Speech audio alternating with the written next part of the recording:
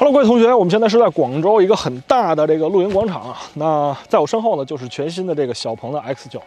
那大家都知道啊，今年的 MPV 市场有两个非常与众不同的产品，一个是理想的 Mega， 一个就是我身旁的这个小鹏 X9。那说到 MPV 车型，大家想到的都是这种很中年油腻的感觉啊。领导说你去开着车把客户从机场接回来，这种感觉。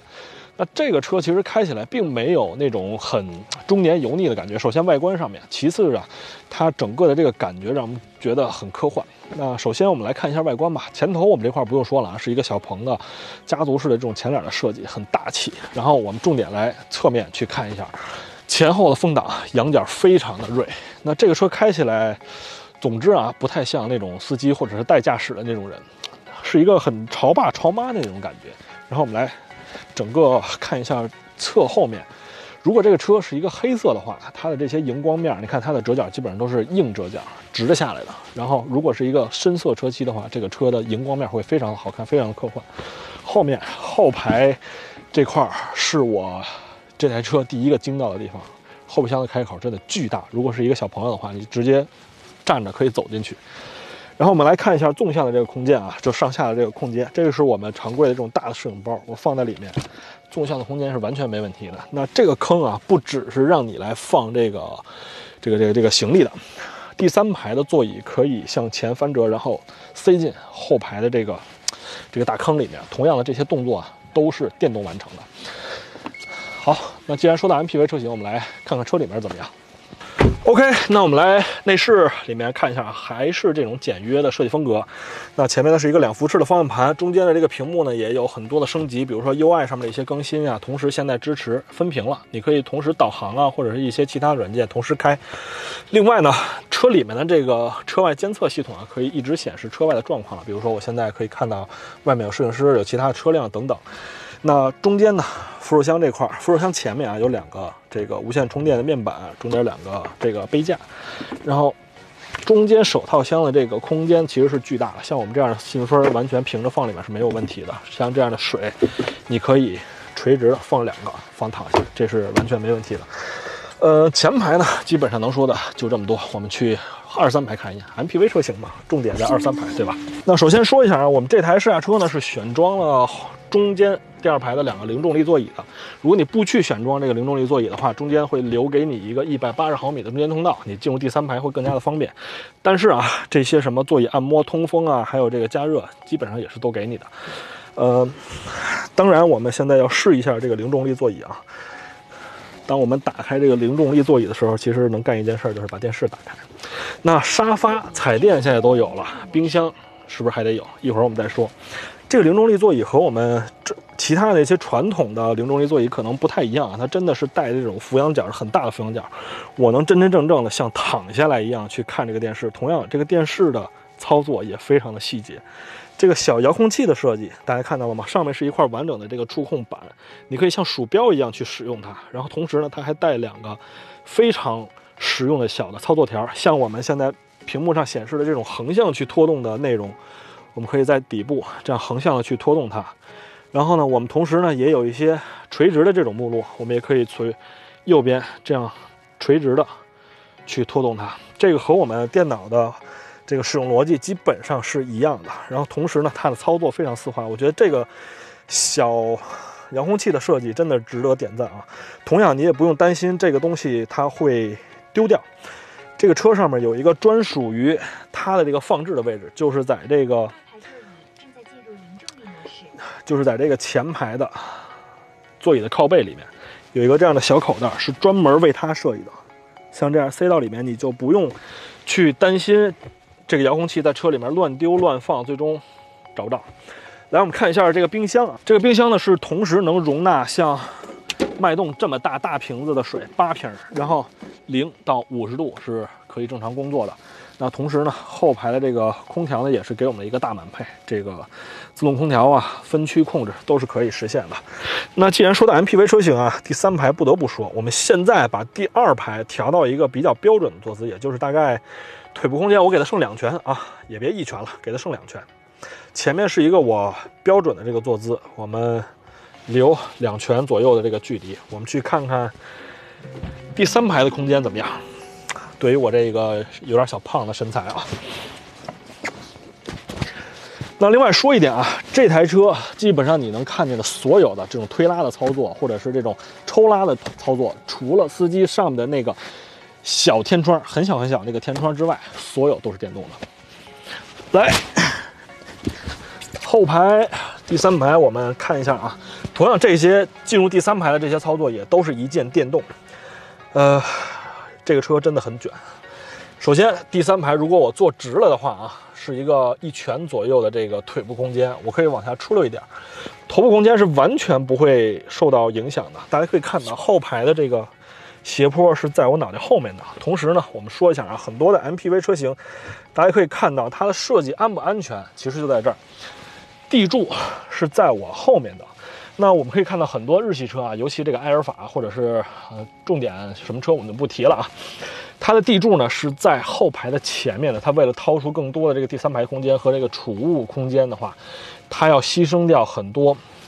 安全性。因为如果地柱在你后面的话，如果后面发生大的撞击的话，它能帮你抵挡。如果你想象一下啊，这个地柱在你前面，先撞的是谁？同样啊，这台车卷到什么地步？首先，靠背的俯仰是电动的，这个我可以理解。同样的，也可以仰到一个非常反人类的角度，你可以完全的躺下，这个俯仰点真的非常夸张。那同时呢，它的头枕也是电动的，左右的头枕全部是电动的，中间的头枕甚至也给你做了一个电动的按钮。我觉得这个真的是卷到头了。第3排其实我能够接受，完全是一个手动控制的。然后另外两边还给我们配了2个 Type-C 的快充口。OK， 那车里面的部分我们就先看到这儿，那还有很多细节没讲到啊，我们先讲到这儿。由于时长关系，现在我们要把这台车开起来，给大家讲讲这台车开起来是一个什么感觉。OK， 现在我们开出这个营地啊，那首先我们来说，所有的小鹏 X9是标配后轮的主动转向的。那这个后轮的主动转向对这么大一个 MPV 的车型真的是太友好了。因为比较长啊，这个车轴距一共是3.16米，这么长的一个轴距，这么大的一个车，如果你在一些地库或者狭窄路的话，去这样辗转腾挪，其实不太友好。那如果有后轮转向的话，它会先把你这个屁股给推出去，然后它很多的这个直角弯，它其实都是可以转过来的。OK， 我们准备到这个铺装路上面，还有一段很崎岖的这种坑坑洼洼的路啊。那这个车呢，也是配有这个双腔的空气悬架的。双腔的空气悬架有一个什么好处啊？它就是同时可以兼顾这个舒适性和支撑性。因为我们都知道，这个单腔的空气悬挂它可以做得很舒服，但是支撑性肯定不会好。双腔的空气悬架，我们可以想象啊，空气悬架它就是一个大的气球。那如果2个气球落在一起的话，